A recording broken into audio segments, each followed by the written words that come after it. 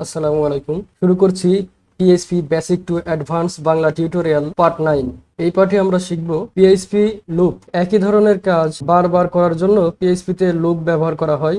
PHP তে 4 ধরনের loop রয়েছে, সেগুলো হচ্ছে while loop, do while loop, for loop এবং ফর ইচ লুপ। তো আমরা এক এক করে সবগুলো লুপ সম্পর্কে বিস্তারিত আলোচনা করব। প্রথমে আমরা হোয়াইল লুপ দিয়ে শুরু করি। হোয়াইল লুপের সিনট্যাক্স দেখতে এমন হবে যে প্রথমে হোয়াইল কিওয়ার্ড, তারপরে একটি প্যারেন্থেসিসের মাঝে কন্ডিশন, তারপরে কার্লি ব্র্যাকেট। এই কার্লি ব্র্যাকেটের মাঝে লিখতে হবে আপনি যেই কোডগুলো লুপ করতে চান। সাপোজ আমি যদি 1 থেকে 10 পর্যন্ত লিখতে চাই, তাহলে সিম্পলি আমরা লিখি ইকো 1 ইকো 2, এভাবে 10 পর্যন্ত লিখি। কিন্তু আমরা যদি লুপের মাধ্যমে লিখি তাহলে খুব সহজে এই কাজটা করে ফেলা যায়। যেমন এখানে কন্ডিশন দেওয়া আছে $a less than or equal 10, অর্থাৎ $a এর মান যদি 10 অথবা 10-এর কম হয় ততক্ষণ এই কোড ব্লকের ভিতরে লেখা কোডগুলো রান করবে, অর্থাৎ লুপটি চলতে থাকবে।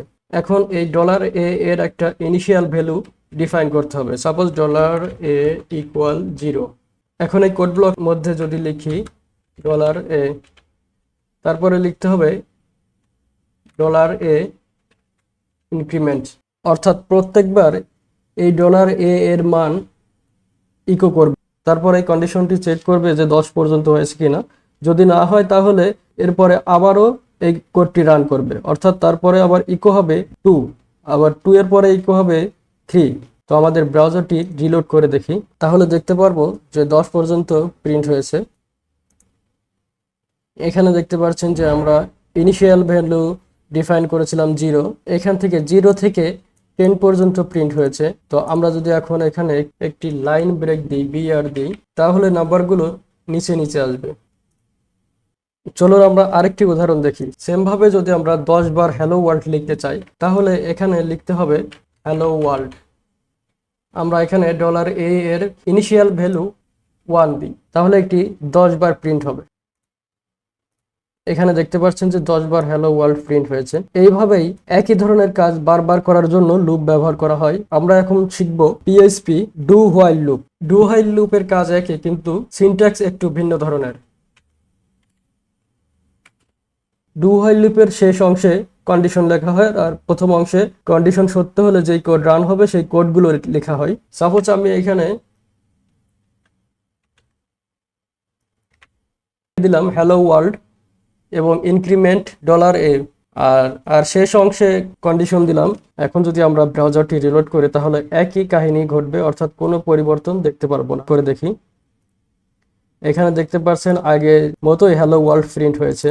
অর্থাৎ বুঝতেই পারলেন ডু হোয়াইল আর হোয়াইল লুপের কাজ একই, শুধুমাত্র সিনট্যাক্সের কিছু পার্থক্য রয়েছে। এখন আমরা শিখবো ফর লুপ। হোয়াইল লুপ এবং ডু হোয়াইল লুপের যে এক্সাম্পল দেখলেন, ফর লুপের ক্ষেত্রে একটু ভিন্ন ধরনের। এখানে দেখতে পাচ্ছেন যে ফর লুপের যে প্রথমেই প্যারেন্থেসিস আছে তার মধ্যেই সবকিছু ডিফাইন করে দেওয়া হয়েছে, অর্থাৎ এখানে $i ইকুয়াল 0 একটা ইনিশিয়াল ভ্যালু ডিফাইন করা হয়েছে, তারপরে একটি কন্ডিশন, তারপরে ইনক্রিমেন্ট হবে নাকি ডিক্রিমেন্ট হবে সেইটি ডিফাইন করে দেওয়া হয়েছে।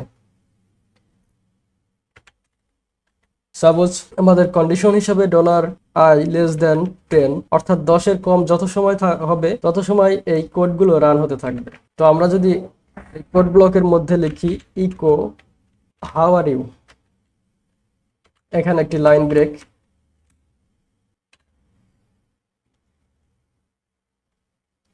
এখন আমাদের ব্রাউজারটি রিলোড করে দেখি, এখানে দেখতে পাচ্ছেন হাউ আর ইউ প্রিন্ট হয়েছে। তো খুব সহজেই শিখে ফেললাম while loop, do while loop এবং ফর লুপ। তো আমরা এখন শিখবো for each loop. For each loop সাধারণত ব্যবহার করা হয় কোনো অ্যারের ভ্যালুগুলো বা অ্যারে এলিমেন্টগুলো এক এক করে আইটারেট করার জন্য। ফর ইচ লুপের সিনট্যাক্স দেখতে এরকম হবে যে প্রথমে ফর ইচ কিওয়ার্ড, তারপরে প্যারেন্থেসিসের মধ্যে এখানে দেখতে পাচ্ছেন প্রথমে একটি ভেরিয়েবল, এটি হচ্ছে অ্যারে অ্যাসাইন করা একটি ভেরিয়েবল। তারপর আরেকটি ভেরিয়েবল দেখতে পাচ্ছেন $কি লেখা, এটি প্রতিটি অ্যারে আইটেমের কি অথবা ইন্ডেক্স নাম্বার রিটার্ন করবে। তারপরে দেখতে পাচ্ছেন আরেকটি ভেরিয়েবল, এটি প্রতিটি অ্যারে আইটেমের মান রিটার্ন করবে। সাপোজ একটি array variable equal array black red, blue, green. এখানে আমি একটি অ্যারে ডিফাইন করেছি। অ্যারেটি হচ্ছে অনেকগুলো কালারের একটি সেট, যেমন ব্ল্যাক, রেড, ব্লু, গ্রিন। এখন আমি এই অ্যারেকে ফর ইচ লুপের মাধ্যমে আইটারেট করতে পারি। সাপোজ আমি এই অ্যারের প্রতিটি আইটেমকে ইকো করতে চাই, তাহলে লিখতে পারি ইকো ডলার ভ্যালু। আমরা এখানে একটি লাইন ব্রেক হিসেবে বিআর লিখি। এখন আমাদের ব্রাউজারটি রিলোড করে দেখি। এখানে দেখতে পাচ্ছেন যে আমাদের অ্যারের মধ্যে যে আইটেমগুলো ছিল, অর্থাৎ যে কালারের নামগুলো লেখা হয়েছিল, সেগুলো এখানে এক এক করে প্রিন্ট হয়েছে। এখন যদি আমরা এই অ্যারের বা আইটেমগুলোর ইন্ডেক্স নাম্বার সহ প্রিন্ট করতে চাই, তাহলে আমরা লিখতে পারি এই ডলার ভ্যালু এর আগে ডলার কি ডট। এখানে আমরা স্ট্রিং লেখার জন্য দুইটি ভেরিয়েবলের পাশে একটি করে ডট লিখেছি, তার মাঝে একটি স্পেস দিয়েছি। তো এখনো যদি আমাদের ব্রাউজারটি রিলোড করে দেখি, তাহলে আমরা দেখতে পাবো যে ইন্ডেক্স নাম্বার সহ এই অ্যারে আইটেমগুলো প্রিন্ট হয়েছে। এখানে দেখতে পাচ্ছেন যে 0 1 2 3 অর্থাৎ ইন্ডেক্স নাম্বার সহকারেই প্রিন্ট হয়েছে। তো এইভাবে আমরা খুব সহজেই পিএইচপি তে লুপ ব্যবহার করতে পারি। তো আজকের ভিডিওটা এই পর্যন্তই। আপনি যদি আমার চ্যানেলে নতুন হয়ে থাকেন, অবশ্যই চ্যানেলটি সাবস্ক্রাইব করবেন এবং ভিডিওটি ভালো লাগলে লাইক, কমেন্ট এবং শেয়ার করে পাশে থাকবেন। সম্পূর্ণ ভিডিওটি দেখার জন্য আপনাকে ধন্যবাদ।